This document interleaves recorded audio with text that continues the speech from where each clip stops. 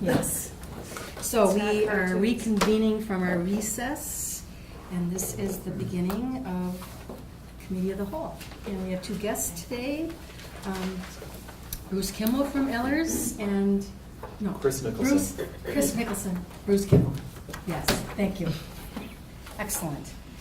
And I think that's what we have on our agenda today is, and we're getting those, okay. Jeff, did you want to set the stage at all? Yeah.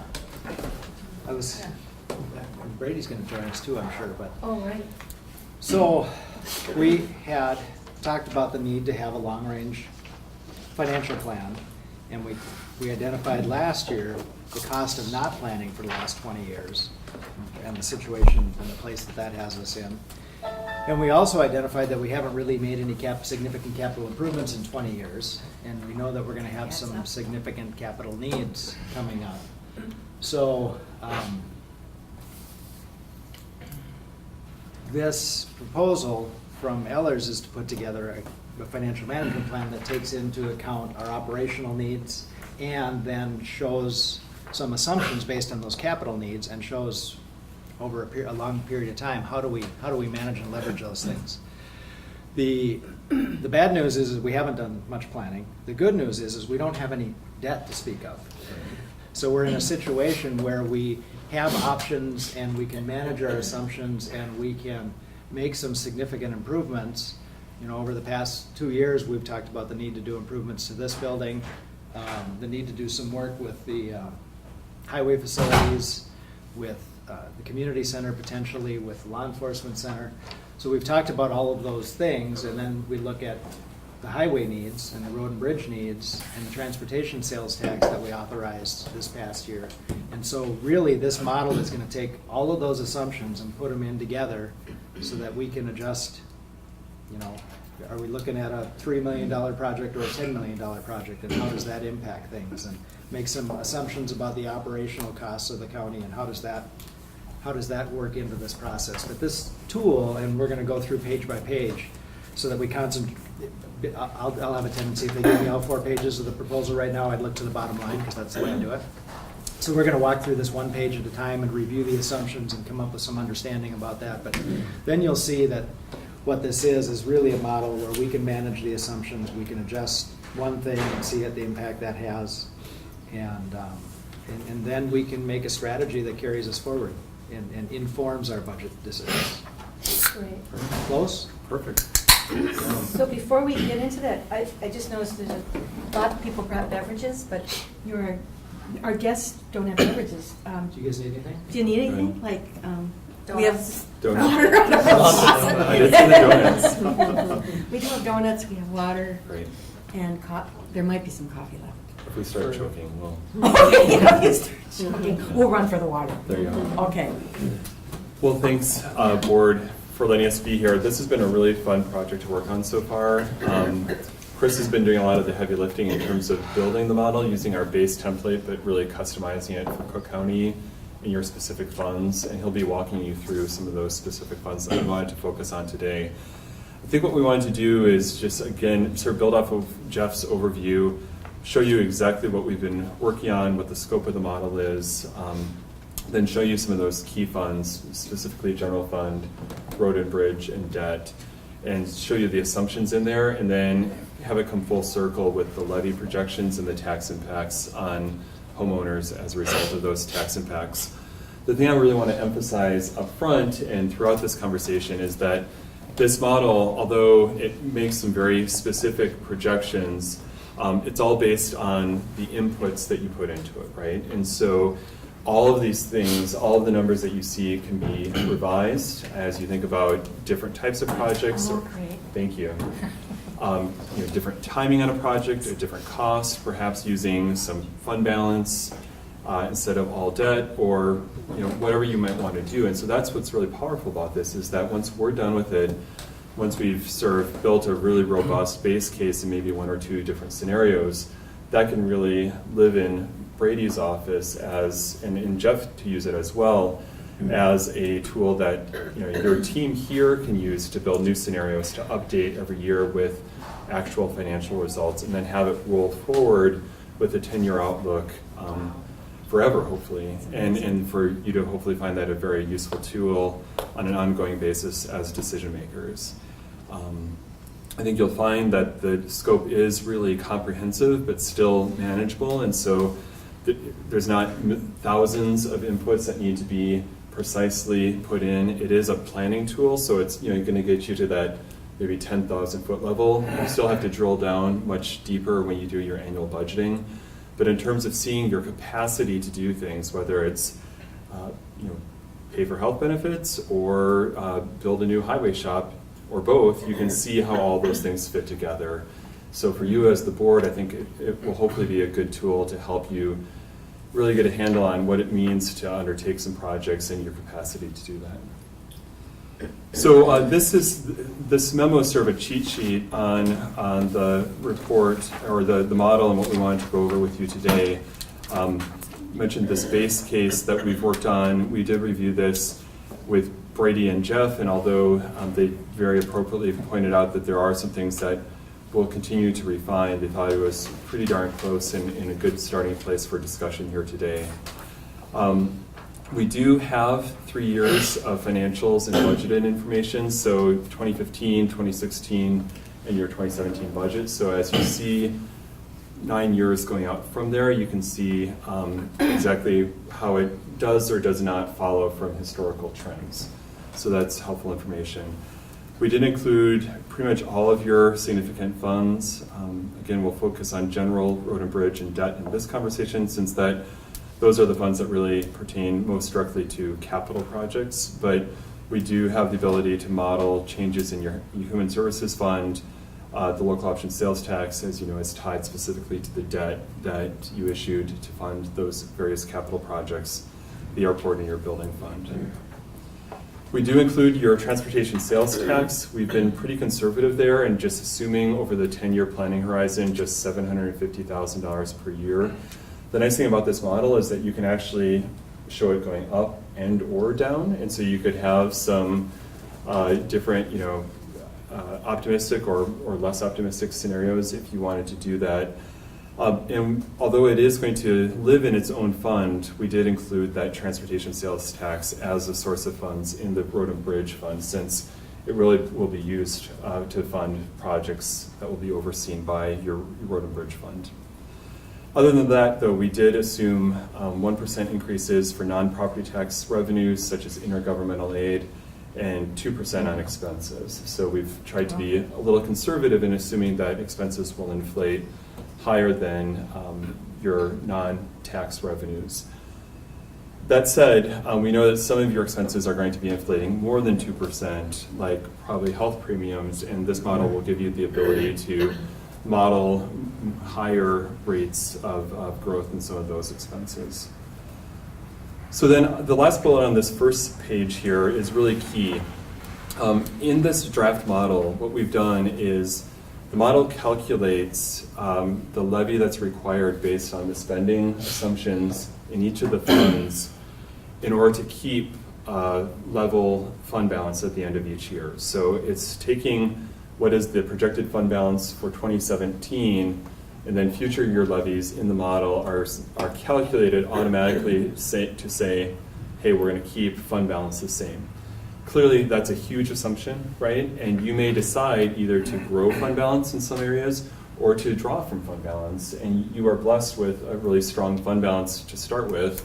We know that that's one of the big selling points on your credit rating, but that is a source of some funding capacity that you could discuss as a way to mitigate levy increases. And we can talk more about that as we get into the model. Then finally, the first couple sections on the flip side are the specific capital projects that we put into the Road and Bridge Fund and the Debt Service Fund, respectively. We assumed all debt financing when in fact we know that you'll do some cash financing for some of these projects, or most likely will. But just for simplicity and to sort of show you how the model works, in factoring in future debt service as well as the proceeds from a debt financing.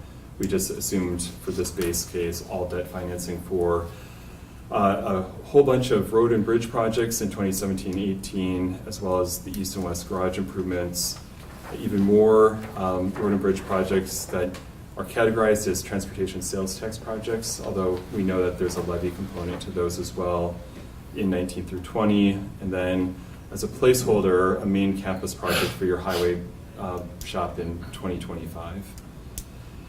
And then somewhat similarly on the debt service fund, which really relates to your general fund, we've got courthouse improvements and community center phase 2, as well as really a placeholder for a law enforcement center project in 2022. And you can see both that highway department main campus project and the law enforcement center are rather large, or round numbers as starting places. And I think that's pretty much what I wanted to cover. I already mentioned the caveat on the fact that we show very specific tax impacts, but again, these are just projections based on what scenarios we have in here, and all of these things can be changed very readily in the planning model. And So- I'd just like to clarify one thing, because I know Rena's here looking and not seeing it, but the 2017-2018 courthouse improvements of $1 million is the sum total of that capital list that we have that includes towers, it includes GIS data, it includes search. We're showing it here as courthouse improvements, but it's really that conglomeration of improvements, capital improvements that we've been discussing. Thank you for clarifying. So Chris is going to now walk us through our projections for general fund, road and bridge fund, and debt service. And please ask questions along the way. I know there's a lot of numbers on these pages,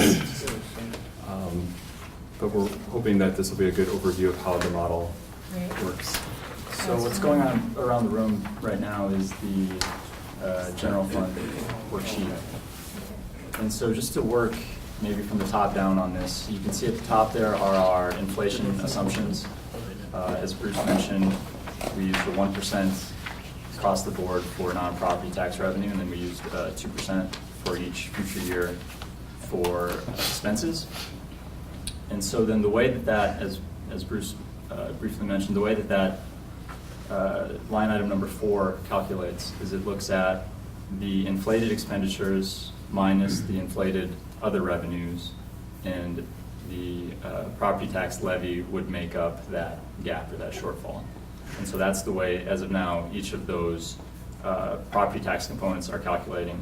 And just to skip down to the very bottom, you can see that there is that net zero impact on ending fund balance. Right. So does everyone see on line 4 that property tax line and the projected levy of $3.6 million in 2018 going up to $4.7 million in 2026? That is purely a function of the model, right, and the assumptions therein. Okay? Right. So working briefly here from left to right, you can see we have a 15 actual column. That's from your 2015 audit. 16 preliminary column is from trial balance results that I received from Brady. And so my understanding is that's pretty darn close to being final, those numbers. Next week.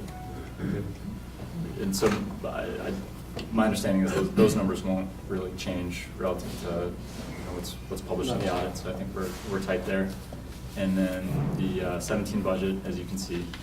The few numbers that are highlighted in blue are numbers where we deviated a little bit from our standard inflation assumptions, and we did that with the assistance of Jeff and Brady, a couple of phone calls that we had with them, and trying to figure out whether or not we're safe in just using a basic inflation assumption. And it sounded like in these instances 17 budget was a little atypical, and so rather than inflate off of just 17 budget, in the case of the intergovernmental revenue for 18, we ended up averaging 16 preliminary results and 17 budget, and then basing off of that.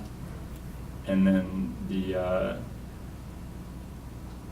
culture and recreation and conservation of natural resources expenditures, we ended up averaging the 15 and 16 actual results and basing off of that, so that it hopefully gives a little bit more of an accurate picture of what revenue expenditure in 18 will look like. And those are placeholders or plugs, if you want to call them that. We can certainly shift the projected amounts into any other box to get to that ultimate total revenue, total expenditure amount. But our understanding is that as far as totals go, we've gotten the totals pretty close. Got a question? Sure. Thank you. We go actual 2015, please explain, or preliminary 2016, what does preliminary mean? It would be the preliminary trial balance results, basically the information that informs the final audit. Okay. But because they're unaudited financials, I guess I wanted to So, differentiate okay, all right. that you're looking at, in 15, those are audited financials. Yeah, In I 16, gotcha. those are unaudited, but still. Thank you. Now, okay, I thought that, You can consider them actuals, though. okay. And so to the point of rolling from year to year, you could see how you would very easily shift the numbers so that the actual 15 column would become actual 16, and then it'd be 16, 17, and 18 on those first three columns, and projecting out, to capture 2027 on the outlook. And so we anticipate that model just rolling forward each year. And so this works from revenue down to expenditures. No debt service coming out of the general fund in 15, 16, or it's budgeted 17, so nothing was projected going forward there. Small amount of capital outlay, and so that's something that with your guidance or recommendation, we could certainly project something to come out of capital outlay. Likely would. I mean, that's your basic IT, computers, Exactly. et cetera, and Sure. some sheriff. Those are the two typical that do Sure. some capital. Another thing we could do, and we'll be working more before you see this next with, we'll be working more with Brady and Jeff on this, but it might make sense. Each one of these inflation assumptions can be modified year by year, but if you have maybe two sets of inflators on expenses, maybe some baseline assumptions of 2% or 3% might be appropriate, but then other things you think might inflate more quickly, we could always build in another inflation line that could be useful in projecting some expenses and then use the baseline inflation for other expenses. So that's a very easy change to make as well. So then the next line would be the revenue over or under expenditures. Obviously, the red in parentheses would imply expenditures that was greater than revenue. And 17 is budgeted as a balanced year, operationally speaking. And that's the assumption that we carried forward from 18 and on. And so you can see that in combination with no other financing sources or uses leaves the fund balance as projected for 17 and moving on. The line just below that would be the fund balance goal as % of annual expenditure, and you can see that slowly falls off or diminishes as that fund balance remains flat and as projected expenditures inflate up. So the fund balance relative to those increasing expenditures would decrease.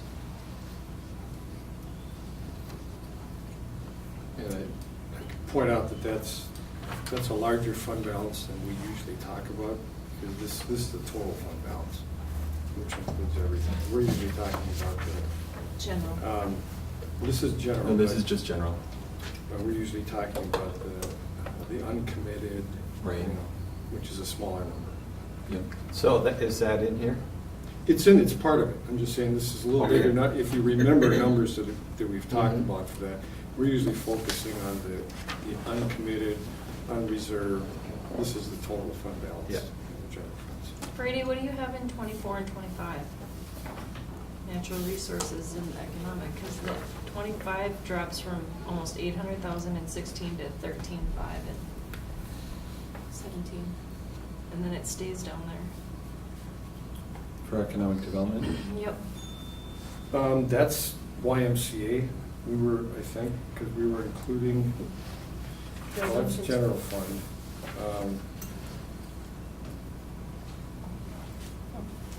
Came to mind, but I'm not sure. I just wanna make sure there's enough money in there. But I'm sure you know there is. It's a different fund, so no, it shouldn't be YMCA. I'll have to take a look. Any questions about the general fund? General government? Yep. Would healthcare be in general government?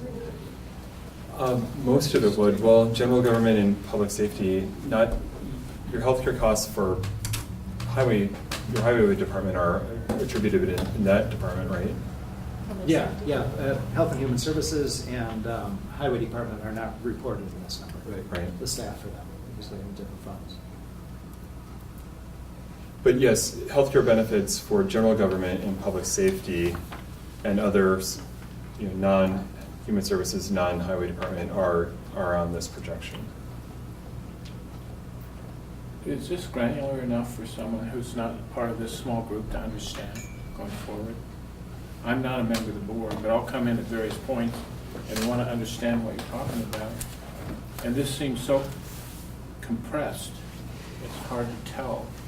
But this model is not, honestly, it's not for public consumption. What this model is for planning purposes, for us to discuss our basic assumptions and then talk strategy, and then we would take out, okay, if we're talking about financing this project, here's the impact that has, and here's the context we place that in the budget, in the terms that people are used to seeing.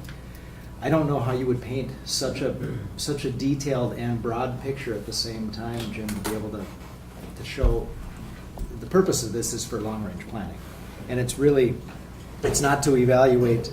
I mean, we can go back and we can look, and yes, we need to know the context for some of those numbers, and I knew people would go look directly at numbers and go, what do these numbers mean? And that's good, but that's not the purpose of this tool. The purpose of this tool is to establish and determine the capacity to manage other projects that we don't currently have in the operational budget.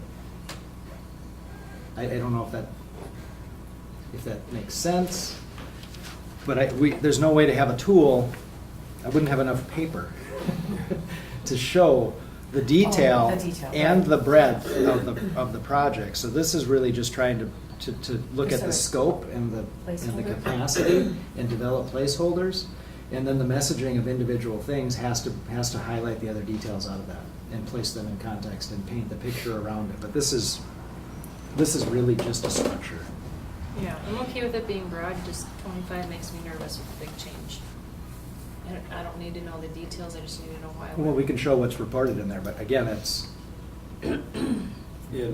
What's the 25? line 25. I'll have Line to go back. 25, yeah. Right. I have to go back to the audit and the trial balances, because when it comes from trial balances, the way we do it in the audit, some things get lumped together. Yeah. They're not recognizable in our account number system, so you And actually have to. in go all back and honesty, look at it. these expenditure classifications are the ones that the state auditor's office uses and wants us to report in.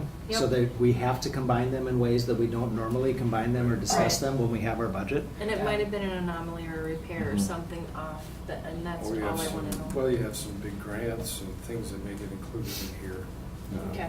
I mean, that's why you see large changes in intergovernmental and expenditures, and those typically are going together with grants, so. When we get to the highway department and you see the intergovernmental swing wildly from year to year, Mhm. that's because one year we'll have a $3 million highway project, and the Right. next year we won't have a highway project, we'll just Right. have our maintenance funds. Right. Last year we did the Sawbill, which was 2 point something, and this year we're just doing County 7, which is 1 point something. So the swings in those funds or those pass-through grants get Yep, get that's what I figured identified, on that. and then we just have to back up and say, okay, well, our general operational planning year to year is this level of assumption. Now, I would say that on that economic development line, that could, for 2018, could be another one of these blue cells that we use to signify that it's not just a simple inflator. If you think that maybe something closer to the 100,000 that was budgeted and spent in 2015 would be appropriate, then that would be very easy just to do that for 2018 and use that as the basis for future year inflation for this planning purpose. So, Thank you. all right, why don't we move on to Road and Bridge? If there aren't any questions, we can obviously go back to general fund too.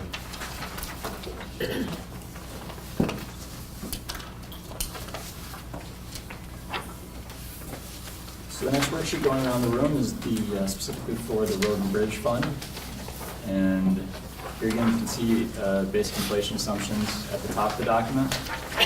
And this also works down with revenue and expenditures and so on. So as Bruce mentioned in the overview of the memorandum, line 10 is what we're assuming for the transportation sales tax revenue.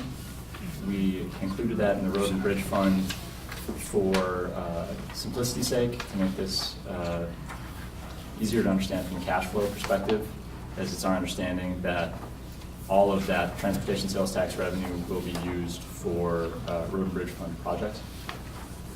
And so for that, we assume $750,000 each year going forward, and that's something, as Bruce mentioned, we can adjust those inflation assumptions as you see fit. Another item that we adjusted on this document is for highways and streets and expenditures. That would be line 16. You can see that's shaded in blue, and that is to include some additional Calcium chloride? calcium chloride. Yeah, that's, Oh, got it. so that blue is representing putting back in the operational cost of calcium chloride, because we didn't have that in 17. And if we want to put that back as part of our operational budget in 18, then we inflate it by that number, and from then on apply Exactly. a percent increase. And so that was a bump of about $140,000 assumed for 2018. So that only puts it back to where we were. It doesn't That's correct. fix the ones that weren't done. No, But we do inflate, you see the $5,004,000 in budget 2017 for that O&M, highway O&M line. We do inflate that $5 million and then add the 140 on top of that. So there is some inflation on the 2017 budget, but then, yeah, there's a lump sum 140 tacked on. You're correct. The assumption we put in there was calcium chloride at our last budgeted level. Yep. Can I ask one more question? And I don't know if it's appropriate if I even ask questions, because I'm not a board member. But why, the assumption that the transportation sales tax is a half cent on retail sales is flat, assumes that our economy is not going to grow at all. Why is that a good assumption? It's a conservative assumption. We'll have more. We'll have more. Yeah. And I will say too, in looking at past actuals, 2015, the county received just over 1.5 million in the local option sales tax. And in 2016, the county received just over 1.5 million, although less than what was received in 2015. And then what was budgeted in 2017 was 1.5 million. So if you look at those, that's flat. And that's 1%. This would be half of that. Right. So they're using So- flat data, actual data. And for some communities, I work with a number of other resort and tourism-driven communities, and or at least where those are big factors. And we'll actually show ramp-ups, but then we'll show recessions, and we'll show drops. And you know, when you actually show a drop, it takes a while to build back up from there. So we can certainly run scenarios like that with cyclical cycles. We've had, what's the average on recession, 7 years? About 7 years. Something Yeah. like that. We haven't had one since 2008. Yeah. I'm assuming that Wall Street's busy building another bubble to crash. Any day. Wow, Brady, you're just a bubble. And just contextually, Jim, I know we've had conversations with you from Visit Cook County, and we know that we've been ramping up, but that 3% lodging tax is a little bit independent of the 1% general sales tax option. Yes. So the 750, I think is conservative too, but I think it's okay to represent conservative numbers. And they've always done us the favor of representing numbers conservatively when they put these estimates together for us. I would rather have a cushion because Yeah. the bad For thing the always exercise. happens. And this is kind of an exercise too, in seeing how the tool works. And we always good have to the question ability, the right? We can adjust those numbers from year to year as we Yep. go on, and if we look like we've got 2 or 3 years worth of growth, we can adapt that.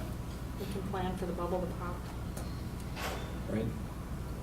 So before we dive into line 17 and on, maybe first we'll jump down to the bottom of this document, the breakdown of capital outlay in that box.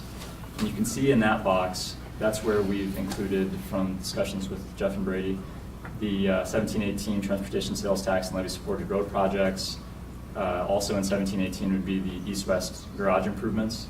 And then 1921, the TST and levy road project. And in 2025, the highway main campus project. And that's what was discussed, laid out in the memo here. And So- just, you know, Dave Betts's sheet, right, with the CASA projects and the state aid, other state-funded projects, and then the TST projects. That's where all these numbers came from, was the latest iteration of that. Okay. So then, working from left to right on this bottom box, we've assumed basic repayment terms for each of these projects, assuming that they are 100% debt financed, what the interest rate would be assumed on those issues, on those projects. And then you can see in 2017, we would be budgeting all of the 1718 TST and levy supported road projects, as well as all of the 1718 east-west garage improvements. And that, the way that flows through this worksheet is that shows up as capital outlay on line 23 as an expenditure. And that expenditure then balances with what shows up as a bond proceed source on line 27, so that that has a net zero impact. And it doesn't begin having an impact until it shows up as line 18, Series 2017A debt service. And that's when we would assume those debt service payments would begin. How do you come up with the 8,000 in 2025? I gave them a range Eight- of 4 to 8 million. 12, and they picked a number in the middle. 8,000, 8 million. Just because when I started that project was 6 million and it hasn't changed scope, and now it's 9 million with inflation and costs and everything else. So yeah. We're gonna build right after the bubble, so it'll drop. In all honesty, we had to represent something for the law enforcement center improvements and for the highway facility improvements, because we know we have needs. And this is just the beginning of that conversation to put a marker out there. We're actively seeking RFPs to do a facility survey for law enforcement center. So we're going to have to scale and scope and say what makes sense. And we're going to have public process, and we're going to say what makes sense. And we had to put something in there to show capacity to support capital projects. Well, I like that number better than the ones I've gotten. I was just wondering if you had a secret. I gave them a range, and they picked the middle of the range. So it's very, very scientific. Dang it. And you can see, I mean, all these blue numbers can be altered. So we assumed a 15-year term for the road projects and a 20-year repayment term for the building projects. I would point out that these interest rates are conservative. In other words, they're high. We just sold a bond issue, about $7.5 million for Lee Sewer County in southern Minnesota today. It was a 20-year issue. They're rated the same as Cook County, and they got 2.66% on a 20-year bond. So you can see at 3.5%, almost a full percentage point over where the current market is at. And that makes a big difference on an issue of that kind of size. Yeah. So. Wow. Yeah. So just finishing in this breakdown of capital outlay box, moving to 2020, you can see that's where we would assume the bonding would occur for the 19 to 21 TST projects. And again, that shows up as a expenditure, capital outlay in line 23. And then bond proceeds would be the source, being a net zero impact to fund balance. And then that would begin impacting, in this case, levy, because it's set up as a net zero fund balance in 2021 on line 19, the Series 2020A debt service. And then that same process is repeated finally for the 2025 highway main campus project, and showing up in 2026 as the Series 2025A debt service. Again, to reiterate what Bruce mentioned in the memo, this currently assumes 100% debt financing, and that's something that may or may not be the case when the time comes, but it's fair to assume that there may be a cash component to this as well. This just assumes 100% debt financing for these projects.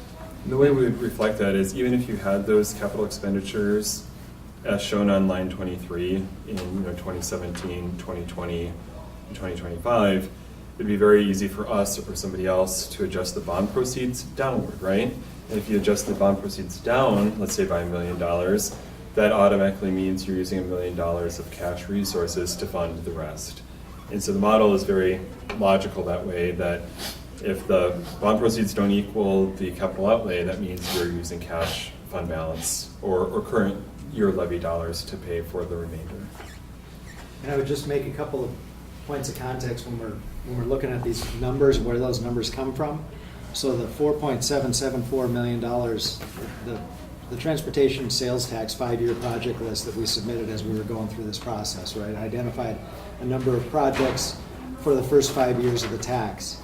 And the assumption is that the 4.774 is the sum total of the money that is identified to be spent in 2017 and 2018. So that's where that number comes from. Now, not all of these things have been vetted and approved and finally done, but some of it's in process, some of it's already committed. We let the contract out for the design work on County Road 42 through 45. So we've got expenditures, commitments that are going out. The $10.6 million is the rest of the projects. It's the 19, 20, and 21 identified projects on the transportation sales tax list. Now, remember when we talked about this when we were authorizing that tax, that our plan was to do a 20-year transportation improvement plan sometime before the end of the first 5 years of this authorization of the transportation sales tax, and have the public hearing and give the state a 20-year plan, or not, to authorize, because right now the transportation sales tax will be in effect until we pay for this first $16,000, right? Whatever list we gave them, when we raise enough money to pay for the projects on that list, the tax automatically goes away unless we reauthorize with a new list. And then as far as related to the building, we just had to put a marker in there. So transportation sales tax and the project and the authorization right now is for 5 years, and our plan was to do a 20-year transportation plan, submit the new list. Because the state wouldn't just take our general list of $188 million and say, all of our roads need work. Yeah. They wanted a time frame on the tax. And I just wanted to confirm that everyone saw on lines 18, 19, and 20 how that future debt service ladders up based on the assumptions, right? And so you can see that if down below in the capital outlay we change any of those assumptions as to amount or timing or interest rate or repayment term, that will automatically change the numbers in lines 18, 19, and 20. Any other questions about those highway projects? None of these numbers seem big enough to include the Pipeline project. I thought that was 15 million. No, I think it's programmed at 8. And it's represented in that. In the 2020? I think it's in that 10 million. So the capital equipment, line 22, for 2018, that's paying off all of our facility. That's paying off the stuff we didn't pay cash for in 16 and 17. That's exactly right. You call it paying off, I call it silly. And that was a $400,000 bump there. Yeah, hopefully we don't get things like that again. So the next document going around the room is the debt service fund worksheet. And here again we have basic inflation assumptions at the top, and following that, revenue with 15, 16 actual results, 17 budget. We did not adjust anything in this other than the basic inflation assumptions, and then the principal and interest that's shown on the expenses would be the actual principal and interest relative to the debt service schedule for the capital notes issue that the county is currently servicing the debt on. So when Jeff said you don't have much debt outstanding, so other than your sales tax supported debt, this is your only debt that the county has is this roughly $320 or so thousand a year through the year 2020. So then we'll skip down again here to the breakdown of capital outlay box. And here again, we've included the 3 projects as discussed and laid out in the memo. You can see in 17 and 18 would be courthouse improvements, which would bond for those in 2017. Community Center Phase 2 would also be bonded for in 2017. And then the Law Enforcement Center project, assuming that would be bonded for in 2022. And again, with this document, we're assuming a net zero fund balance approach. And so these would all be assumed to be debt financed, but again, that may or may not be the case when the time comes. And like the Road and Bridge Fund, you can see on line 18, that's where the debt service would begin in 2018 for that 2017A issue. And then line 19 would be when the debt that's bonded for in 2022 would begin being serviced there in 2023. And the 2023 would be completely levy unless we get creative. Right. That's the way we have it set up currently, correct? But in history, we've had a debt of $660,000. So there's 2 things that aren't represented here. There's a couple of assumptions. Is one, we just retired $380,000 a year worth of debt, and in 2017 we spent it as cash. So if we want to recapture that and have that debt service available going forward, we have to create space for it in our operational budget. And 2, when you look at that $703,000 that's shown for the debt service on the Law Enforcement Center, remember we were talking about in our feasibility study, we'll identify operational savings that we're going to have, so we'll be able to take some of that out of the operational cost to run the Law Enforcement Center. Right. And your assumptions include principal and interest? This is both principal and interest, but to Jeff's point, it assumes absolutely no operational savings. Right. Well, when you look at our total with principal and interest going back to 15 and 16, 879 with both debt services is not a huge, I mean, it's not a difficult thing for us to take on, even if we had no other resources, which we're not planning on not having resources. I'm just going worst case scenario. You guys like to go conservative. I like to go train wreck. So I'm comfortable with these. That's absolutely right, Heidi. And this is, this fund only exists for the debt service, right? So it's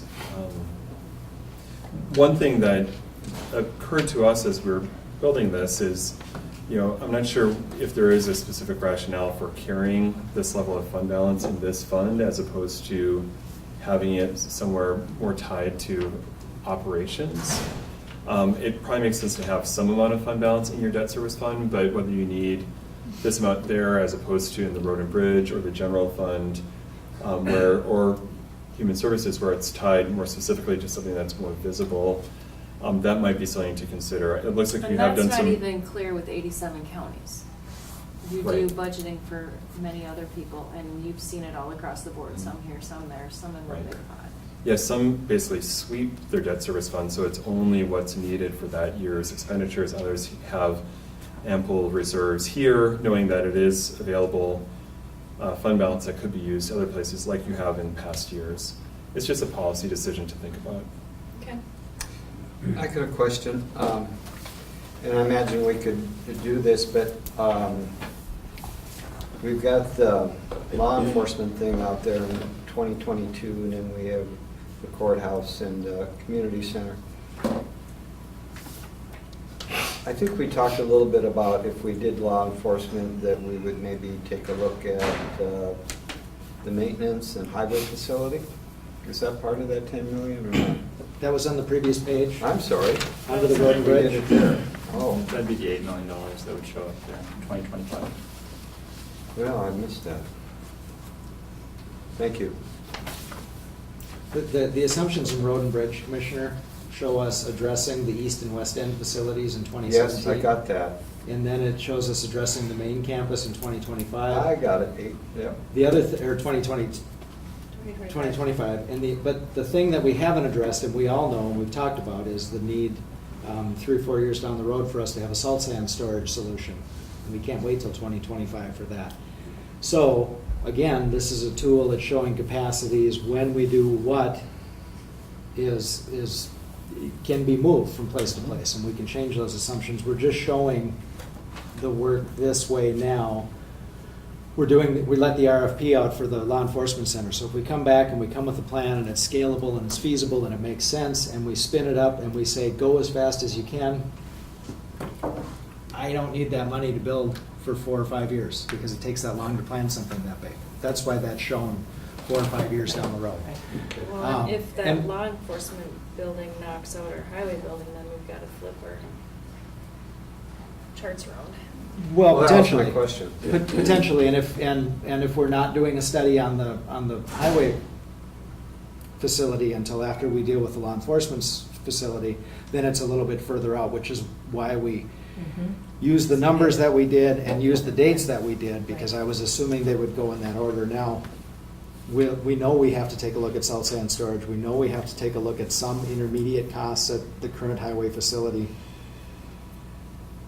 But we can't program those yet, because right now we're waiting for an engineer. Right. And I think it's very important that person and the highway advisory committee wrestle with those decisions and start looking at some scoping and give us some direction as a board on what that's going to look like. But right now, we do have the one open and soliciting RFPs for the law enforcement center. And the other reason for that is that one, we do have some operational savings to throw against that debt service. A highway facility, we've got nothing but cost. I mean, it's a necessary cost. Oh, right. That To the doesn't degree break that we down. determine it's a necessary cost, but it's just a cost. Right, There's no offsetting, right. there's no way to offset any of it. And after a conversation with transportation sales tax last year, I really wanted to get some highway projects on the ground before we got too far into a conversation about the facility. I think those prices are actually a little inflated anyway.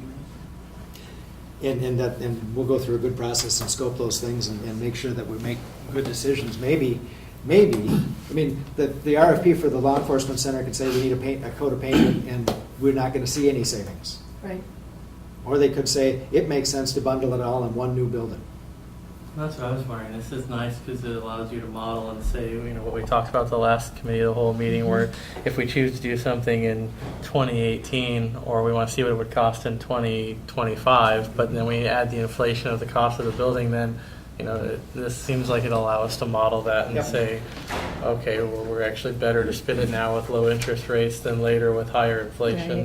Right. I mean, that's what the modeling's for. Yeah. And at the same time, when we get into these RFP processes and we're looking at these design services, we can give them some guidance on, hey, we think we have the capacity to do a project of $6 to $9 million. Are we going to get a return on investment if we do a project in that size? And I say, yeah, absolutely we can. Or they say, no, I really think you got to look at this if you really want to maximize your investment. And then we negotiate and figure and plan and put those numbers out there for. The best example I ever had is when I was at the college, we were doing the planning for a new campus center, and the main building on campus we were going to do. And we spent 1.5 years planning it with all these committees, and I mean, it was knock down, drag out. Everybody was involved. And we got done, and we gave all of our work to the consultants, and the consultants drew it, and we all loved it. And they said it's a $75 million building. And we brought it back to the Board of Regents, and they said we have $45 million. And they said, but we like what you've done, so we're going to go out and raise some more money, and we're going to put this on hold until we can afford to do it. Now, there's two options. You could have said, we're just going to scale it back to $45 million. Right. Which is what we did with the YMCA. Which is We've got an $11 million, exactly what we've done we got a every $12 million time. building, but we got $9 million, so we're Right. just going to scale it back. That's an option.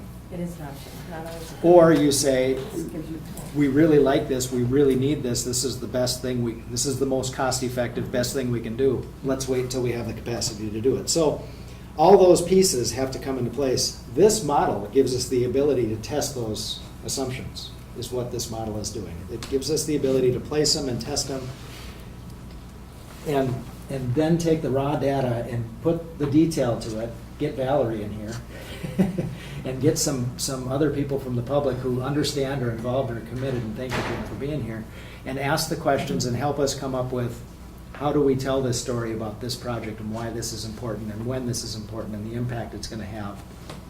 Because we can't make decisions like that without people understanding. We'll just get a Monopoly game, put our houses out. No, we're not going to do that. We're going to do this way. Not this time. But that's, again, the big context around those big moving pictures, and none of those big capital expenses are new information. We've been talking about those for the last couple of years, knowing they're out there. But until we place them in a model and look at them in context and look at them in our capacity, we can't plan to do them. If we put them in a model and we come up with a process, then we can actually plan to do them one day. And if we say that's not what we should do, then we can take it out of the model and we can spend more money on roads and bridges. Right. We have a model. Any other questions about the debt service fund and the capital outlay in that? All right, well, now we're to the last page of what we're showing here. And so we're not showing you, human services and airport and some of the other funds. We just wanted to give you a deep dive into some of the biggest impact funds. This is the second part of the summary page, which started with the general fund. You'll recall that's the first page we looked at, and now we're to the second part of that where we roll up all of the projected levies and translate those to an estimated tax impact. So it's taking all of the more granular data at the fund level and summarizing it here where the rubber meets the road, so to speak. So you can see the general fund operating tax levy on lines 44 and the increase as a percentage on line 45. And then the other projected or actual and budgeted projected levies from the various other county funds come in after that. And you can see total levies other than the general fund summarized and tallied up on line 57. Then you add the general to all those levies and you come up with total tax levies. And you can see how that would trend given this set of assumptions again, and only this set of assumptions, increasing to $8.7 million next year and trending generally upwards with a little bit of a dip there in 2019, but trending generally upward to about $12.5 million in 2026. And then at that point, it stabilizes again because the assumed debt sort of tapers off or tables off. You've got a fiscal disparities distribution. It's very hard, if not impossible, to project exactly what that would be from year to year. So we sort of took an estimate and went with it. Luckily, you're not too dependent on that aid for your budget to get to a net levy that would be spread against your tax capacity. One thing to note here with tax capacity, we do assume that inflates due to either market value increases and or new development by an average of 1% per year. Post-recession, you actually had quite a few years of decreases in your tax base. It looks like you've now plateaued and are hopefully and probably on your way back up.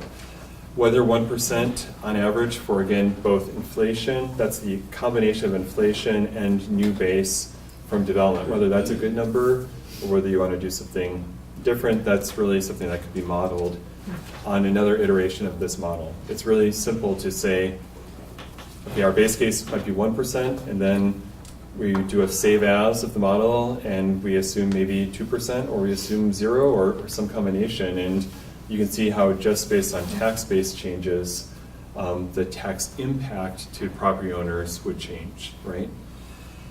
So you see the tax base there, and how that's growing. Again, we don't really assume separately new tax capacity. For higher growth communities, we'll actually have a separate page that will show assumed new houses, assumed new commercial real estate by square foot, and that's where that information would come in.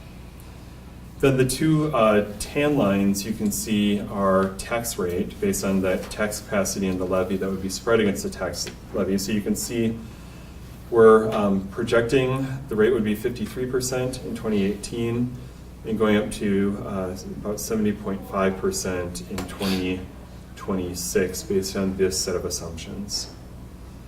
And then finally, for a median value home in the community, which we understand is right around $250,000, you can see the tax impact of the county tax alone, not school district, not city, not anyone else, but county taxes is about $1,100 here in 2017. We're showing about a $100 bump in 2018, and then going from there to about $1,800 at the end of the projection period.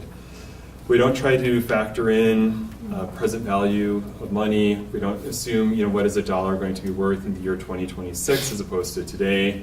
We haven't seen much inflation for the last few years, so that hasn't been as much of a hot topic as to the diminishing buying capacity of a dollar. But you can see that, given these projected expense increases, given the capital projects that are assumed here, this is the trend line with levies and then with tax impact. It's also very easy for us to model projected tax impacts for other types of property or other property values. So if you wanted to see for a small business with a value of X, we could easily add a similar line for a business with a tax value of $500,000, for instance, or something more or less than that. So this is really just a starting place. We can get as detailed as you want, but this is what we know is the bottom line. And I really prefer looking at tax impact on line 73 as opposed to tax rate. There's very little that you can do to control your tax base and therefore your tax rate.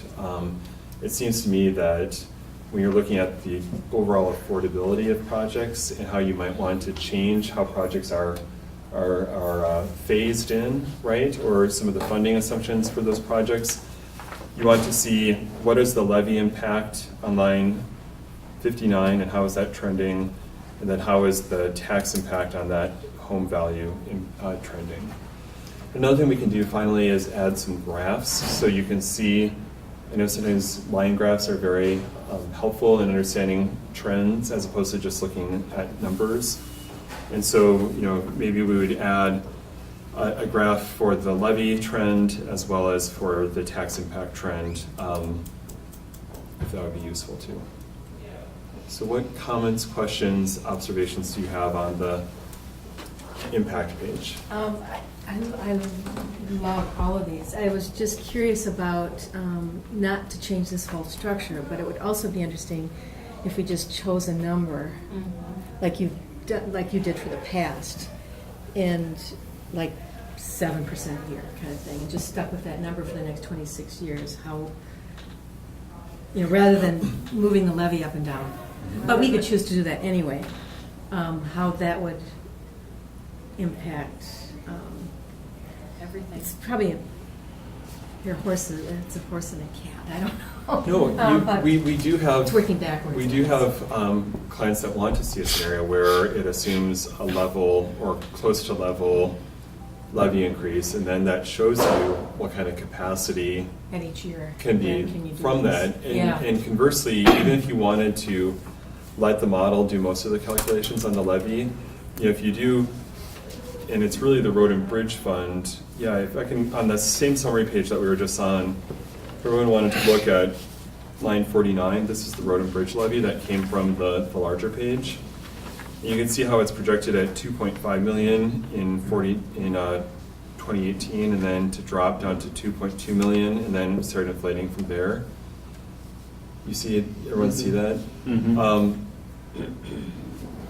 That would be very easy for you then to maybe plug an additional expenditure in the Road and Bridge Fund in 2019, for instance, if you wanted to either grow that fund balance a little bit for use in future years, Yeah, you just or if do you had a that. one-time expense that you wanted to do And then that would show that levy holding steady and not having a dip down and then Right. back up.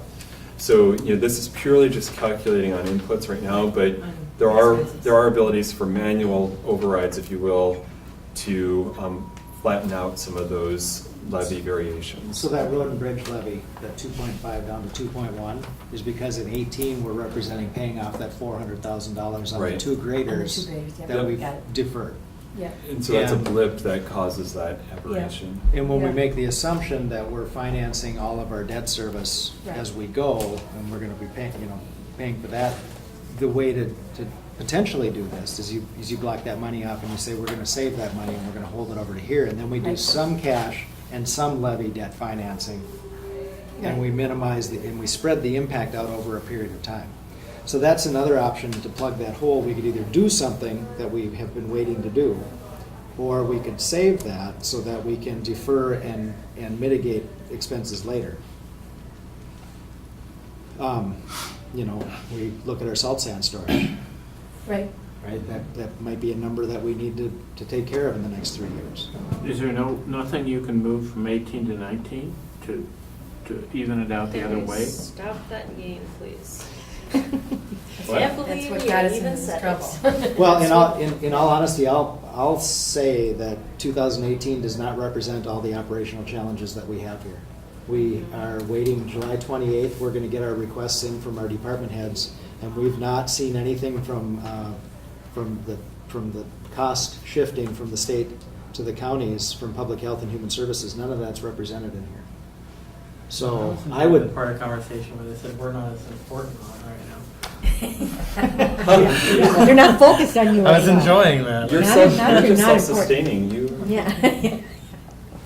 One thing I would also note, and this isn't to advocate, scooping and tossing out a cost to a future year, so we're not proposing that, but you will note that on the debt service projections, we keep it very simple and assume that you start full debt service repayment in the year after the debt issuance. And that doesn't have to happen that way, right? You have complete control in how you structure your debt. And so if you did have a big bump on your operating costs in 2018, and you wanted to say, well, hey, we don't want to then maybe pay all of the debt service right away starting in 18, there would be a way that you could phase that in and then get to full speed in the year 2020. I would only recommend you doing that if you really felt like, okay, it's only because of a large bump on our operating expenses, but you have control in how when you actually comes time to do a debt issuance, we would talk with Brady and Jeff quite a bit about structuring and making sure that that repayment schedule fits with your other competing priorities and needs. Does it violate any principle of good fiscal policy to take some of that road and bridge balance, which you said was quite high, and move it over to the general fund so that you don't have a 10.6% increase in 2018? Well, it wasn't actually road and bridge. I was mentioning the Or debt service fund. I'm sorry, debt service. Well, you've done that before. I guess the only point I would make is that if you do it again, it's gone, right? So there's nothing wrong with doing transfers for levy impact mitigation, but you really have to understand that once you use that cash, it's not coming back. I think in this Levy case it is being mitigation. used, because I have to go back and look, I made a note again, but I think it showed up, I think that's IRRB money for the golf course, and it is going out. Out of the debt The service fund? 300,000, yeah, that's what I'm thinking. Where is Is that? that intergovernmental, number 6 in the debt service fund? It's Oh, yeah, we don't have that in the 2017 budget. Yeah. There was nothing budgeted for that in 17. Not in 17, but I mean, the money's in there in that fund, and that's going to transfer Flowing out. through. That's going to transfer out anyway. I do really understand the reticence and that you don't want to use a one-time pocket for a recurring expense. I get that. But if your figures are accurate on the percent increase of the total tax levy in the out years, there's not that great danger if you're going from 10.6 to minus 1.58. But I would really, really caution. Okay. this model is showing our capacity to take on capital projects. This model is not taking into account our operation, the fact that we haven't supported our operational budget to this point yet, Jim. It's not representing that. We had this conversation, and we made some modifications. That's why we showed the calcium chloride going back into the road and bridge. That's why we showed the $400,000 bump to cover the unpaid payments on the graders. But we haven't taken into account anything coming from Health and Human Services. We have not accounted for what's going to happen with healthcare. It's really, this doesn't show those additional costs. And you know those additional costs, so that's $200,000, and healthcare is $200,000, and there's another $100,000, that's $500,000, and that's 7% in addition to what's represented here. So the difficult challenge is we have to balance our operating budget, and we've got a model that shows us how we can do that and then plan for capital. This tool is really showing the capital, but it doesn't really help us with the operating budget until we balance it. Makes sense.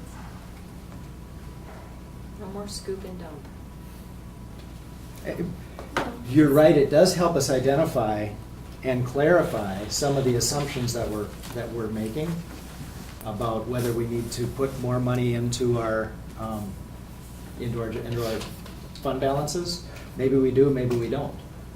If our expenditures are not going to go up as fast as we thought they might, if some of the assumptions show that, then that may be true. If we have the ability to leverage some of those things, then we may be able to mitigate those things, and we'll certainly have to take that into account. But I'm really hesitant to say that 2018 is showing our operational budget, because we haven't seen our department budgets. They're not due until July 28th.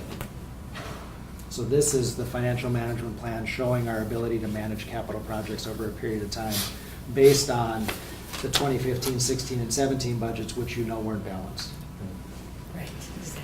So for the next iteration, we would really like more input from Jeff and Brady as our main point people to how can we better fine tune the 2018 on a more sustainable footing, so that if we do have relatively constant inflators from there, you feel like it's a reasonable basis. Clearly, we're hearing that in a number of areas, the 2017 budget really isn't the right basis for moving forward. So we'll continue to have those conversations and make sure that this isn't, again, a budgeting document, it's a planning document, but you want to feel like, yeah, it's a reasonable approximation of what we expect. And I don't think we're quite there yet on the operating side. So we had a conversation at our meeting this morning about the possibility of adding a fourth meeting in August, because we've got 5 Tuesdays in August. So we talked about having a second work session around the budget on August 29th in the afternoon. And that's 5 weeks from now. That's after 3 or 4 weeks after we get all of our department budgets in from our department heads. That may be an appropriate time for us to come back and have refined this model. 5 weeks, we might have the ability to take and show those things, and at the same time evaluate the departmental budgets. We still have to make a preliminary levy decision by the end of September. So we've got to, between now and then, we've got to do the work that the board needs to do to feel comfortable to make a recommendation on a preliminary budget and a preliminary levy. Is August 29th a good time for us to check back in at the next iteration of this model? Would be from our perspective. You're so nice. And I think if we build the skeleton of the rest of our process around that date and know what we have to get done before then to be ready for that, and to know what we have left to do after that before we get to the point of establishing a preliminary levy. Commissioner DeShaw, did you say you were going to be gone the last week in September? Yep. So we might have to move our whole process up by a week. We have to set our preliminary levy before the end of September, but if he's not here the last week in September, I think we want to get it done. We do want to get it done by We want to get it done then by the 22nd. It's so great having my eye fixed. I can read that calendar from here. You can. But Donner, his schedule, I think we don't look at the 29th as being the deadline. We look at the 22nd as being the deadline. Yeah. And if we take those 2 points, August 29th and September 22nd, then we have to fill in around and give the budget committee and give all of the commissioners enough, and the public. And the other question I had is public process. Where do we engage the public in this part of the process? You know, last year we had some town hall meetings around the budget before we were getting to the preliminary levy, and I think we need to do that again. And September is going to have to be the month that we do that, because we won't be able to do it until after we have this next meeting. But I think that's what we need to do, is we need to fill out the bones of the rest of that process and get that scheduled to you, and then know that we've got a lot of work to do. A lot. And the biggest challenge, the message that I shared on the radio yesterday, we've got to provide the services that are appropriate for this community in a cost-effective manner. We've got to take care of our staff, because we can't do those 2 things without them. And this year, we have to solve our operational budget problem. And solving it can mean any of a number of things, right? There's always things that you do on the expense or the revenue side that you solve, that we represent in 2017 a balanced budget, but we haven't really solved for the operational issues. So that's the challenge ahead of us, and I think that's a great schedule, if we use that 29th as a day to bring you folks back and look at department and operational budget, and then look at it in the context of this planning tool. Can I ask another question? I realize that you were engaged mostly to produce planning documents and a fiscal plan, but one of the issues is the public confidence in this board as it looks again at a large levy increase. Is there any productive role they can play in saying, you have failed to solve your operating budget issue, and you have to do that now, and here are the figures that we've been using in the planning process, that you bring them into the operational process, and they illustrate that. Is there any way that these folks can reinforce your message that, yes, we're the professionals, we've looked at it, you have a problem that you have to solve this year, and it is going to mean a fairly significant levy increase? Well, and I haven't said we have to solve it this year. I'd like for us to address it, but I've shown options of solving it over 3 years. Oh, okay. I didn't realize that. But you're asking for a tool from outside of this board that would create that credibility. But in the public eye. I did ask, when Bruce gave us the first Yeah. proposal to do this, I said, you know, in all honesty, I'd like for there to be some more time, more of your time in this process, to work with the board, to work with the public, to understand this. And I did ask you to put some more time into that, and you came back with a second proposal, so. Right. Oh, so it is. There is capacity in there for 1 or more, I think up to 2 public meetings. And we're working on an hourly basis, just with a not to exceed.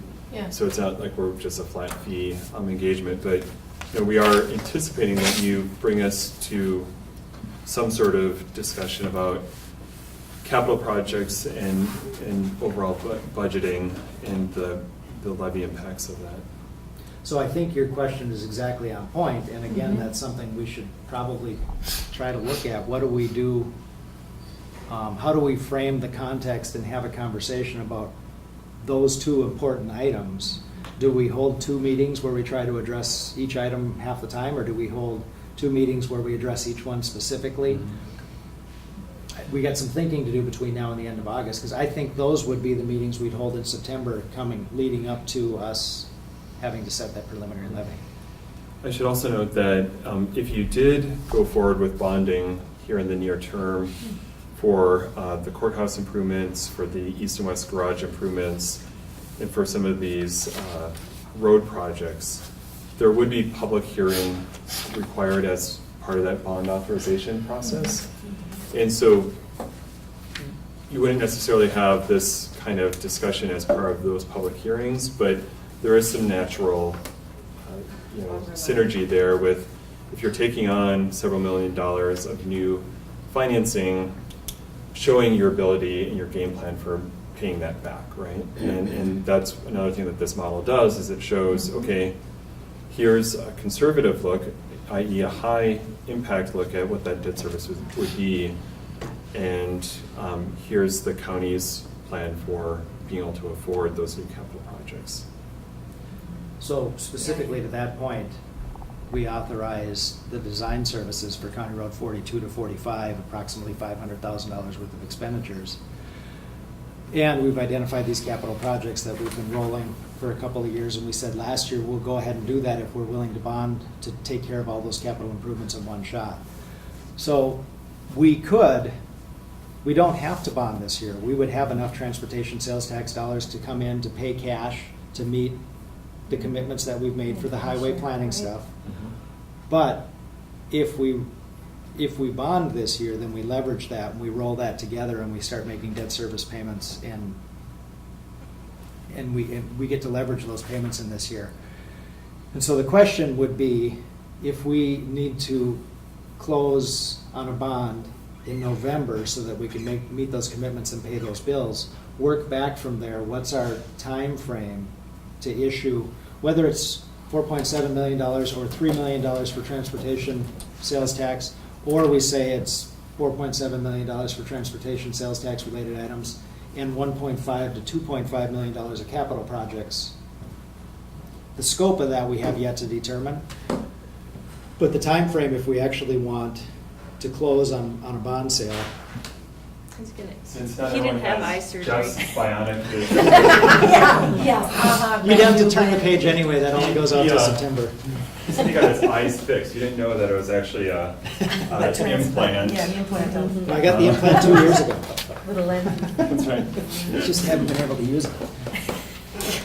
So there's a few steps involved, and we'll, as it becomes appropriate, we can provide much more detailed timelines with all the steps. But assuming you wanted bond proceeds, remind me, what Tuesdays do you typically meet? Second, third, and fourth. Second, third, and fourth. Okay.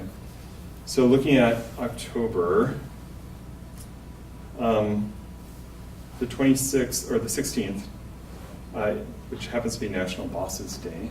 I didn't know. It's a Monday. You would be meeting on the 17th. Let's assume you sell bonds on the 17th, okay, of October. That would get you proceeds right around November 15th. And this is just for purposes of illustration. So if you wanted your money in hand by November 15th, that would correlate more or less to an October 17th bond sale, okay? Or it could be the 24th, which is United Nations Day. Oh, you're reading those. I can't Yeah. even see that. Just read. I can't read those. Yeah. And the key thing here is that there's a 30-day reverse referendum window on CIP bonds and street reconstruction bonds, which is the main vehicles you use for the courthouse improvements and for the TST bonding. The transportation sales tax doesn't have a bonding mechanism associated with it in state statute, so you have to use one of the other ones that's already there. And so what that means is that, let's say if you sold on the 24th, actually, you could still close around November 15th. So close on the 15th, sell on the 24th. That would correlate really well to having a public hearing on September 19th, right? Because that's more than 30 days. Your 30-day window would expire here, and then you'd be in the clear to sell on the 23rd, 24th. So if you had your public hearing on the 19th of September, that would just mean putting in the appropriate notice into the paper probably right around that last week of September, or of August, excuse me, when we would be back up here. I don't remember the exact publication requirements for your paper, but I know it's, in terms of getting something in the paper, and then it's Tuesday for Friday. And Chris, it's either a 10 or a 14-day publication requirement, right? And CIP it's, is different from the SRP. that's right. Yeah, so for, I think, a CIP, it's 14 days. I think for an SRP, it's 10. Yeah. The state legislature does not make this easy. So we would just publish both notices the same day and make sure it just covers everything. But that's the timeline. And of course, if you looked to close in December, we could shift everything down a month, right? So it's, there are more steps, and of course there's rating calls with the bond rating agency, and there's other things involved as well. But the key dates for the governing body would be the sale date and the public hearing date. And the public notice date. And the public notice date. And the public hearing date is also, remember when we put forward the plan of finance, and answer any and all questions you have about the bonds, how they're structured, what the repayment is going to look like, all of those details. And it's really to get the green light on the bond structuring from you to go forward, assuming that you clear that 30-day window with the reverse referendum. And these are fully repaid with the transportation sales tax? No. No, it would be partly with transportation sales tax, but, well, actually, this first bond would be. That's more than enough, because, Well, we're talking two different things. We're talking Right. about $4.7 million worth of transportation sales tax eligible road projects, and we were talking about $2.5 to $3 million worth of capital improvement and bonds. that would be levy. Those are not transportation, those are levy, or recapturing retired debt service, but levy, supported by levy. Right. So just to clarify that, the way we break that down is, So for the road and bridge projects that are potentially contemplated here, you would have more than enough transportation sales tax to cover that debt service, although you probably wouldn't be paying for the garage improvements out of that. You'd really they're be not on the list. They're not on the list, so They're it not would on be the a list. portion. And what we would do, The more you talk, the the more debt's- expensive it gets, you know. for me? Yes, because you keep saying, that's not on there and that's not Oh, on yeah, there. yeah, right. The bond issue will have, it'll be one big bond issue, but it'll have multiple purposes, and Brady's seen this before. So we would have, and we can slice and dice it into 4 or 5 different purposes, and they can have different repayment structures within them, right? So one thing could be 10 years, one thing could be 15 years, one thing could be 20 years, and it doesn't even have to be intervals of 5 years, it could be whatever seems appropriate. And that you can either be phased in or all at once per component, and then we just mash them all together into one bond issue. And that way you're only paying us once, you're only paying S&P once, you're only paying the bond attorney once, instead of having 4 or 5 separate bond issues. So we can have all these different authorities, and bond counsel will bless each of those, saying, yep, the county has the ability to do this and it's tax exempt debt, but you would see one single general obligation bond issue. Is that helpful? Okay, so that's kind of the timeline we're looking at, 2 to 3 months this fall, if it makes sense to do it this year, or as Jeff said, you can do the same process in 2018 as well. Is anyone at all concerned about doing this at the same time that you're talking about this very large levy increase? well, we have the opportunity to manage those dates a little bit, but we also have the opportunity to have a public conversation and talk about capital needs and operational needs, and I think that we should have that public conversation about both of them. At the same time, it's not a bad idea. I don't mind doing that conversation over August and September. Mhm. And then, you know, and then we have to decide what's the appropriate scope for a debt issuance and what's the appropriate scope for an operational budget. Neither decision has been made.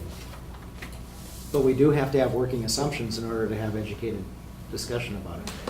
When it comes to educated discussion, I think what's important from my viewpoint, because I do have an opportunity to go to township meetings, people want to know what's important to them. And so we sit at the public meetings and they give us input and we write down all this stuff. I think we should start with, what is important to you for a road? What is important to you for health services? And get them thinking rather than them just kind of blasting us with negative stuff. But ask them what's important to them, because But we don't. they're the ones that, We don't get to ask the state what we're required to do, though. well. And I Which asked is- people last year, you know, what's important to you, and most of the time the response was, that's why you were elected, Heidi, so you can decide that. It makes it We difficult. definitely want to have some input on that, We and I have really to. do want our departmental budgets to be structured around what is it that we do that's required, what is it that we do that we're doing because we want to mitigate the costs that are required, and what are we doing that it's best practice, and what are we doing because it's the right thing to do for the community. And then we can have a conversation about those things. So when we start getting departmental budgets in and we start sitting down and reviewing that, I think those are the appropriate questions for us to ask of them. And that information is the good stuff we want to get from the public input, and make sure that we match those things up so that we can tell people, if you're concerned about this, these are the dollars we're allocating to those concerns. And these are the dollars we're allocating to these concerns. Are we gonna be able to do a pie chart this year? Like says this is. What kind this of pie is- do you want? Yeah. Apple? Okay, an apple pie chart, done. The one that says, here's your dollar, and here's where it goes Yeah. in the. I've actually been practicing on how to actually do a dollar bill chart. It's really complicated, but you can. But no, next week probably, we're gonna be working with Brady and Valerie and the Budget Committee and have been working on coming up with messaging. We're gonna be having some videos that get out there and tell the constraints and the concerns and the sources of revenues and where your dollar goes, and we're gonna have a conversation with that on a couple of YouTube videos just to make sure that people understand the scope of our responsibility. And hopefully that stimulates some public conversation. And then when we get to holding some public meetings, people come in having some background, having had access to this information, and then we can have some conversation. Even when our levy was 0, 1, and 2, people said, I don't use this, this, this, or this, so I don't want to pay for it. Yeah, it's And not a it's just- menu. Yeah. So Jim, let me ask you, what, I mean, from your perspective at the chamber, how do you think it'll be perceived? Not well by anybody. So would it Bonding? be not well perceived, just the levy alone, for instance? Yeah, the levy will be the big thing. So it will already not be perceived Yeah, well. no. So will this What happened add? to last year's support? Oh, no, I don't know where the chamber board will be. I think it will be supportive, as long as you can make a good case. But I was thinking more of that wonderful truth and taxation hearing, Okay. that kind of stuff. Yeah. That's gonna be true no matter what, I think. Yeah, Unless it's you not are really controllable. extraordinarily good at managing the message. Well, we're not gonna have a conversation this year, we're gonna manage the message. If someone comes in and says my taxes went up 300%, Yeah. they're talking about valuation, Oh, I know. and that's in April. Yeah. We have to manage that conversation and simply talk about the budget and the levy at Truth and Taxation. And everybody in my position and Brady's position, I had that conversation with them all last year. And they learned valuable lessons about that, and we have to manage that process. And in all honesty, if people are out of line, we're gonna have to ask them to leave, because we had a situation last year where people were not behaving in a civil manner. And that, there's no reason that people who are there to say, I support this, should feel intimidated and not feel like they can participate in that process. And on the support line, since our last levy happened, I've had more people reach out to me and say, we support what you're doing, and please don't cut services, more than I've ever had in the time I've been here. So they just don't come to that meeting and get heckled. What is the proposed levy? What do you think? Well, honestly, there's three cases if we make some assumption. One where we start at 19% this year, and one where we start at 15% this year. So at the community that's elderly in age, that gets 1% a year on their social security. But If they're elected. with all due respect, if somebody already qualifies for state support and helping pay their property They taxes. should have to go to the state to get help. But those programs exist for that, and if they qualify and we have a 10% increase, now take in consideration, if their tax bill is $300 and we get a 10% or a 15% increase on that, that's $15. It is not taxing somebody out of their home. I get being on a fixed income, I really do. But if they already qualify for a property tax relief program, of that $15, they're gonna pay 2 or 3. Right, And my the News grandmother's Herald, the 93 News years old and Herald she on paid Friday just had an $300 more. article that Cook County is the top 10 But- for elderly. But that for 300 more taxes. was a result of the property being revalued, not a result of the tax increase. Her property pretty much stayed the same. All right. Yeah, it's complicated, and that's the conversation we're trying to manage way better. And we already have started that process by getting the article in the newspaper last week, and really just educating ourselves about It's not an and argument. inviting you and really engaging smart people in getting that credibility from outside, which also helps. In and of itself, it's not an argument to raise taxes, but even out here in 2026, when we show a tax rate to value of 70.4%, we're just getting to the regional average. Yeah, well, and that's the point. I think that a lot of those comparisons are just not understood well. I got a complaint from a guy who owns a brewery. There's only a couple of those, but he was complaining about his property taxes. And so I did a little exercise where I tried to take like properties in Lake County and look at the percent of value, 3.4 and 3.5, Exactly. here and there. Our homeowners pay a low tax. Our businesses don't, Yeah, but it's that's not. right. But it's not high. It's not high either. Voyager Brewing pays about the same percentage in value as what is it, Castle Castle Danger. Danger? Yeah. Okay, so it's 3.4 and relative. 3.5. Yeah. Yeah. But we're still in that fiscal Voyager disparities. has a better view. Yeah.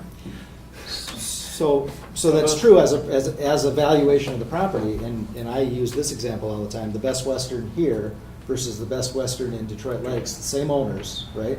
The property in Detroit Lakes has a value of 1.5 million. The property here has a value of 3.5 million. They pay the same tax. They pay the same percent to value of taxes. Percent. Okay. Percent to value of taxes. So they're not high. The tax bill is higher, but the Right. value of the property is higher. Right. And I know it doesn't mean anything to somebody who's living on a fixed income, but really, if you, and I went through this with Julie one day, I said, look at what you buy your house for, and what were your taxes? And now take that chart and go out like this and say, what's the value of your property, and how much of your taxes increased? And then the light bulb came on, and she said, well, I get it. It makes sense. She's in a position where they're going to sell their house one more time. Now, somebody who's not, the house having additional value doesn't impact their Right, doesn't help. their livability on a year-to-year basis, and I completely get that. And yet, the reality is that I don't know what- I don't know what the reality is. Well, yeah, it's The reality is difficult. the reality is difficult. it's just reality. Difficult is Statewide, the word we put on it. property taxes collected as a valuation of the total property in the state over 25 years has gone from 2.5% to 1.5%. So people can say taxes have gone up, but in another way of looking at them, relatively, they've gone down significantly. This is the conversation we need to have this fall and late summer, into which you can provide some valuable outside input that says, Yeah. we're like the referee, the unbiased referee that says we've looked at all the figures and here's our best estimate of what's what. That'd be helpful. Happy to be part of that. If I can just make one observation, I think the other thing that hopefully will be useful as you try to dispel some misperceptions is that, this is at a relatively high level, but this model includes every cent of county spending in one shape or form. There are no hidden pots of money. There are no slush What? accounts. Dang it! Yes. It's all Magic. it's all here, as well as in your audit, as well as in your budget. But if we can help, and I see this in a lot of places, this sense of, well, what are we spending money on? Well, you can see exactly what you're spending money on, and which costs you can control and which costs are largely out of your control, like health premiums. So hopefully, as we get a little more refined on 2018, and you can really serve as a little bit of a proxy for your 2018 budget as we get into the fall. Hopefully, we can help underscore the idea that this is an effort to be fully transparent.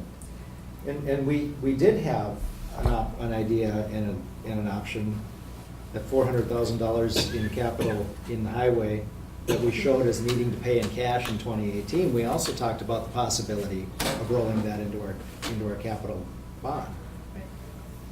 It's not, I don't like the idea of financing something for longer than the life of that thing, Yeah. but it is potentially a way of mitigating it. Now, this tool gives us the opportunity to take a 10-year look at all of our assumptions and the impact of all of those assumptions. And in the illustration I made, the cost of not planning last year when we were doing budgeting is over 25 years, our average levy had gone up 4.3%, but it had been 0, 2, 1, 12, minus 12, 17, 25, all over the board. And over 25 years, it averaged up to 4.3%. If we had levied 4.3% every year, and this is to Commissioner Severson's question, if we'd levered 4.3% every year for those 25 years, we would have been at the same levy for 2017. We would have collected $26 million, and we would have just paid cash for a law enforcement center and a highway facility, and we wouldn't even have to be looking at financing them. So our actual expenses over the last 20 years have had a 4% increase. But Social Security doesn't give you that. That's- Our actual expenses that's- have only gone up 3.2%. Right. The expenditure We can't- budget has gone up we can't 3.2% over that same keep period. cutting every year and having less services because, The people who most need them are the ones who can't afford them. right. So there's that I apologize, I scenario. butted in, you were about to say something. Well, you partially covered it, and I think Jeff did too. 2 points. I think we as commissioners and any of the others here, especially our managers, as we go down this road, I think we have to be careful about the criteria that we use in making our decisions. Because, we all have our personal experiences and so forth, but so, to some extent, hopefully, that our information messaging will clarify that. And, one of the things that we do have as an option, and we've talked about, and there's a lot of talk about, 19% again, and so how do we, one possibility is this $400,000 to mitigate it. Well, it's not good financial planning, but maybe it is a way to give some options to say, maybe we can mitigate this a little bit, and it's maybe worth, but it still doesn't do much, a whole lot of good long term. Maybe doesn't work for us at all, but it maybe helps us with this dilemma. But I really think in messaging, at least from my experiences with schools, is that we really, all of us have to agree in our message. What kind of criteria are we going to use when we go through this process? And I think you can help us with that. One of the things that I've said, at least in my platform, is one of the variables that we have is, what do we look at? How do we compare to other counties? Are we out of line or are we not? Another issue is we've got to be very clear that that school thing has nothing to do with our budget process in how we determine our, taxes for the county. They exist, but that's not in our criteria. I mean, if we're going to set our budget based upon what the school district budgets, we're in big trouble. I mean, that's just not a way to do business. So I'm sorry, but I get going on that. So I think at some point, we don't have to all agree, but maybe we should have the discussion about, what kind of criteria should we use? We're going to get input from the very department heads. And so I'd like to throw that out. There you go. That's the starting place for our budget committee next Tuesday. Okay. Great. We'll bring That's Valerie great. into the budget committee meeting next Tuesday, and we'll have that Great. conversation. August 29th, we'll have an opportunity to have looked at what our department heads have put together and consolidate that and take a look at some of the assumptions that we've made related to operational 2018 and see if they make sense or identify decisions that we have to make. But I do like the idea of starting August 29th with the next point of this process, and then September we'll have an opportunity to do some public engagement with it. I also like the idea of being done a week earlier. Thank you. Well, and my Squeeze us a little bit. my questions are meant as friendly goats, not Appreciate as it. opposition. They need to give us, if somebody's got a question, the question that I got after my interview yesterday with Jay is somebody called up WTIP and said, well, if you hadn't spent $11 million on the YMCA, you wouldn't have this problem. Not knowing that the two sources of revenue are not connected in any way, shape, or form, and they don't have any possible bearing on the other. But that doesn't mean that it's not a question we have to address. Right, right. So I sent Brady a request and CC'd Valerie and said, hey, can you give us the authorization of that 1% general option sales tax and which projects were funded by that, so we can create an FAQ in our budget process to say, those things don't have anything to do with your property taxes. Those things come over here, and they were authorized this date by this process, and that tax will expire on this date when those bills are paid. But every question somebody brings up is a question that 10 other people aren't asking, but they have the same one. 1,000 people.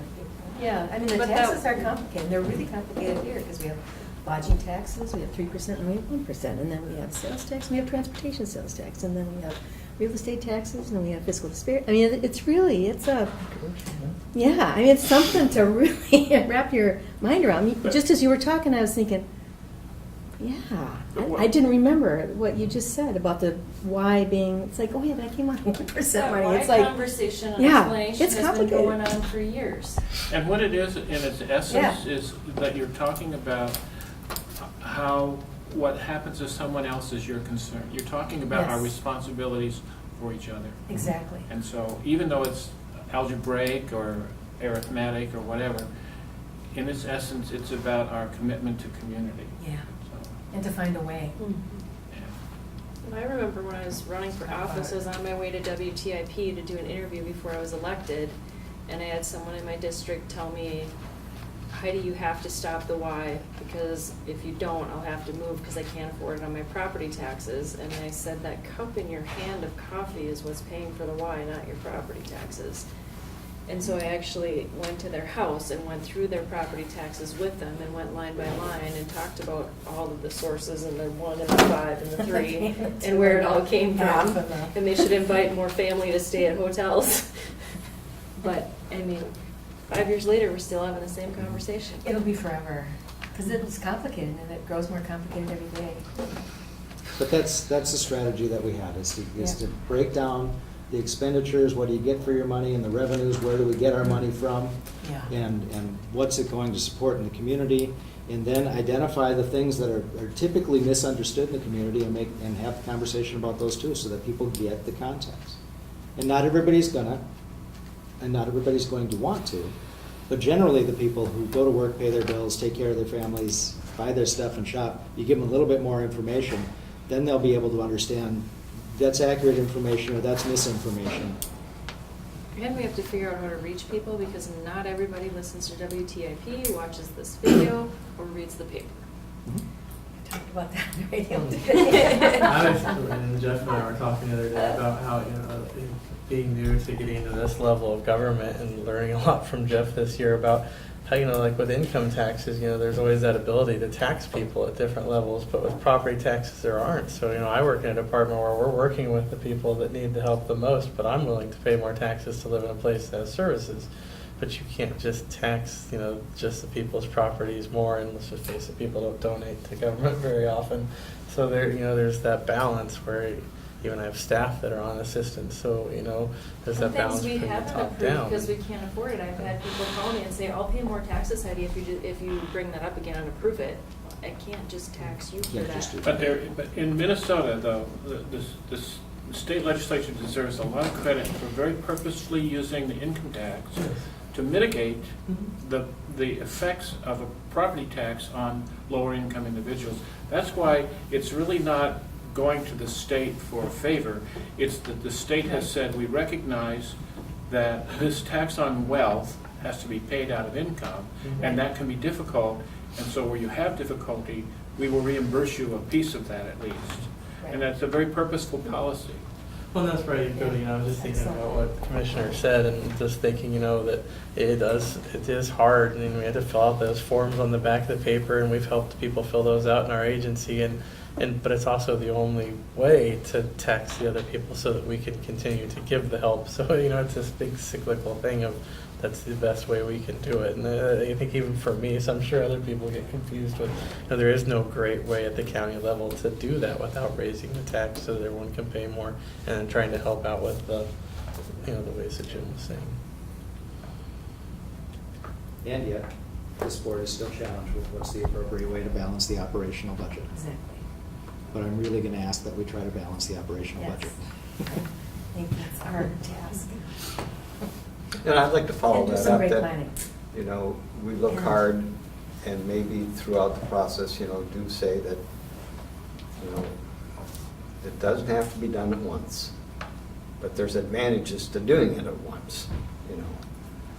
If we did it the first year to hit it hard, we have advantages later, but if we spread it out, then it's more distributed over a longer period of time. It's more expensive. Well, It's I more don't think expensive. anybody really understands that you haven't balanced the operational budget. Nobody does, getting that yeah. point through to people is critical. I don't think most folks in the county understand that you have been, betting on the comm or whatever you've been doing. And- I'm gonna send you a breakdown of that, and you tell me if it makes sense. I'll send it to you this week. Okay. Because I think it saw helps that me to too. understand how, since 2010, we haven't balanced the operational budget. I'm gonna send it to you so we can have a conversation to see if that's a context that is clearer than the one we've been able to come up with so far. Yeah, is that, I'm confused about that one. I think that's More a clear now. really important point. We don't have to do it all at once, but I don't think people even understand we have to do it. If you can't, you mean if you're Well, I gonna guess leap the across only the choices canyon, we you have, can't do I it in think, two are jumps. either do it all at once or spread it out. See my point? You Yeah. have to do it. Yeah, otherwise we're. Anything else in this process? I wanted to make sure we identified next steps, and we did. This has been great. And I wanted to make sure that we asked the question about if we're gonna issue debt this year, what does that schedule look like? And we'll have to have that conversation. The only other thing I thought of, Jeff, was, and Brady, I know you've done some calculations on this, but as it relates to those sales tax bonds, I thought that Chris and I could take another look at your sales tax collections relative to that scheduled debt service on those bonds, and really have a pretty precise look at what you could do in prepaying those bonds and then paying them off early. And the only reason I raise that is that there might be capital projects, whether it's ones on this list or in the future, where you might even want to start thinking about what might make sense to do a reauthorization of the sales tax for. Once you're done paying for this debt, you're done with this 1%. And that might be in the back of your head, and it may or may not be something that you want to seek, however many years from now. But given that you do have a lot of people from outside the county helping to contribute that, that might be just something that is a useful thing to keep in the back of your mind as you think about long-term capital planning. Yeah. If it's, one more question, just because it's on my mind, I guess. Is there any advantage to bonding now?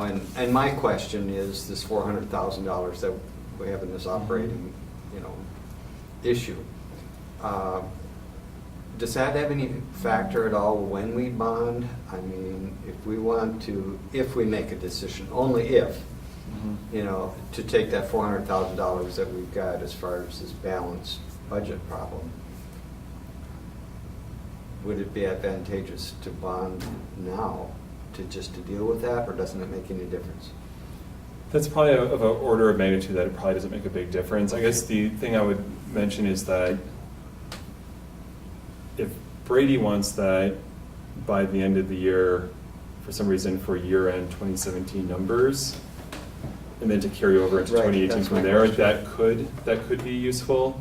But from a strict bonding perspective, it's not going to make a big difference one way or the other. Okay.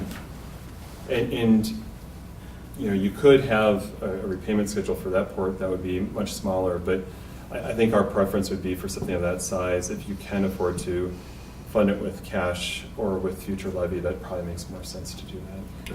And I'm not even sure that it falls under the authorization that we have for the other projects that we've got listed. Okay.